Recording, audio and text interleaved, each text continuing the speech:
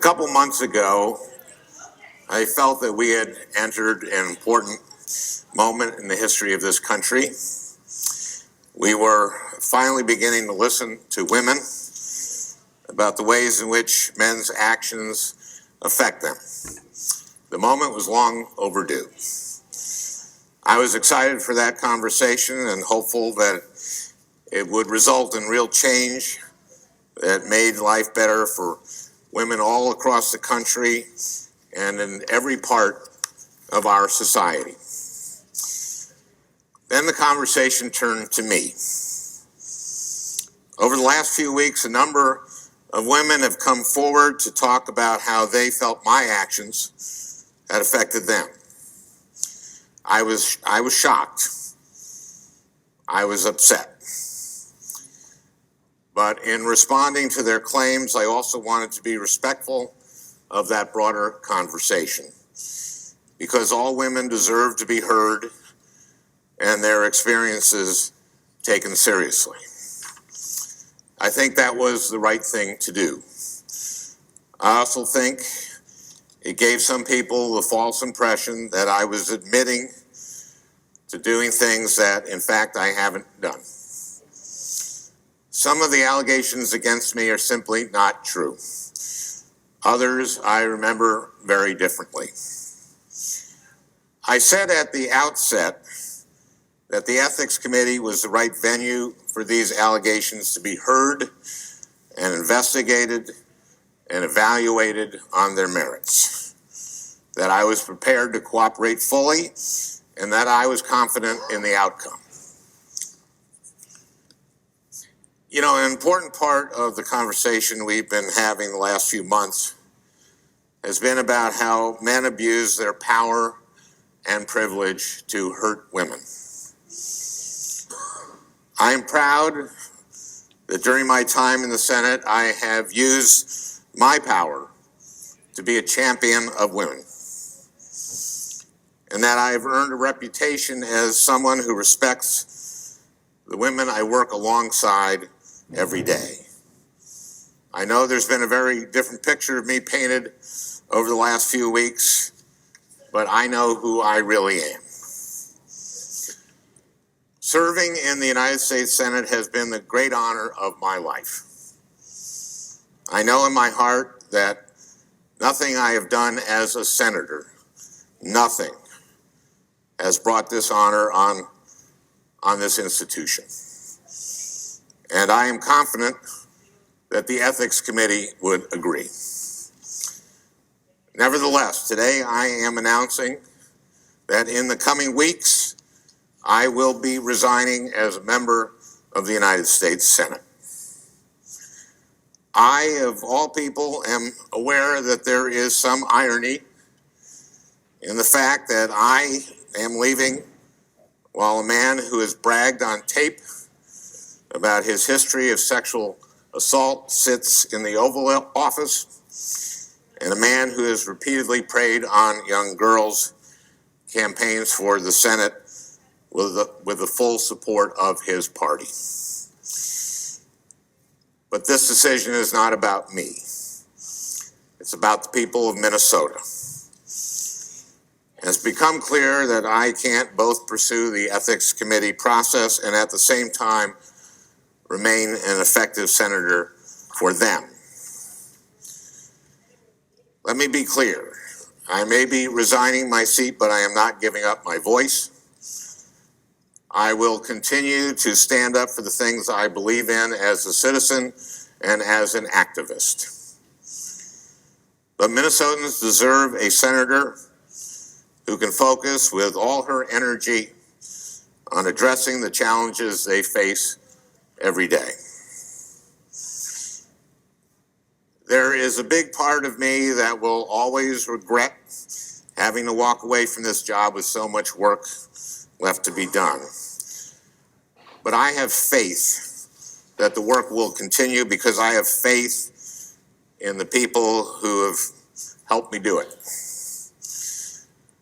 I have faith in the dedicated, funny, selfless, brilliant, young men and women on my staff. They have so much more to contribute to our country. And I hope that, as disappointed as they may feel today, everyone who has worked for me knows how much I admire and respect them. I have faith in my colleagues, especially my senior senator, Amy Klobuchar. I would not have been able to do this job without her guidance and wisdom. And I have faith, or at least hope, that members of this Senate will find the political courage necessary to keep asking the tough questions, hold this administration accountable, and stand up for the truth. I have faith in the activists who organized to help me win my first campaign and who have kept on organizing to help fight for the people who needed us. Kids facing bullying, seniors worried about the price of prescription drugs, Native Americans who have been overlooked for far too long, working people who have been taking it on the chin for a generation, everyone in the middle class, and everyone aspiring to join it. I have faith in the proud legacy of progressive advocacy that I have had the privilege to be a part of. I think I've probably repeated these words 10,000 times over the years. Paul Wellstone's famous quote, "The future belongs to those who are passionate and work hard." It's still true. It will always be true. And most of all, I have faith in Minnesota. A big part of this job is going around the state and listening to what people need from Washington. But more often than not, when I'm home, I am blown away by how much Minnesota has to offer the entire country and the entire world.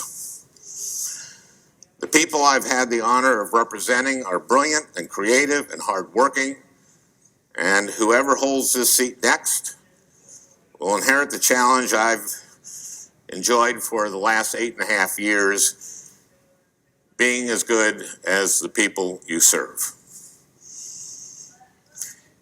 This has been a tough few weeks for me, but I am a very, very lucky man. I have a beautiful, healthy family that I love and that loves me very much. I'm going to be just fine. I'd just like to end with one last thing. I did not grow up wanting to be a politician. I came to this relatively late in life. I had to learn a lot on the fly. It wasn't easy and it wasn't always fun. And I'm not just talking about today. This is a hard thing to do with your life. There are a lot of long hours and late nights and hard lessons. And there is no guarantee that all your work and sacrifice will ever pay off. I won my first election by 312 votes. Could have easily gone the other way. And even when you win, progress is far from inevitable. Paul Wellstone spent his whole life working for mental health parity, and it didn't pass until 6 years after Paul died.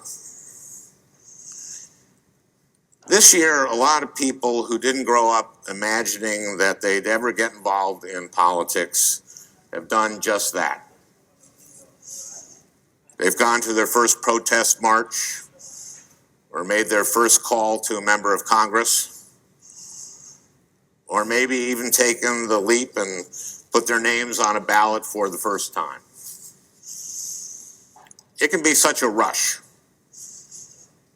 to look around a room full of people ready to fight alongside you, to feel that energy, to imagine that better things are possible. But you too will experience setbacks and defeats and disappointments. There will be days when you will wonder whether it's worth it. What I want you to know is that even today, even on the worst day of my political life, I feel like it's all been worth it.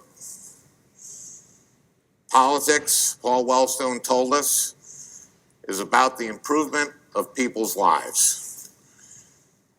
I know that the work I've been able to do has improved people's lives. I would do it all over again in a heartbeat. For a decade now, every time I would get tired or discouraged or frustrated, I would think about the people I was doing this for and would get me back up on my feet. I know the same will be true for everyone who decides to pursue a politics that is about improving people's lives.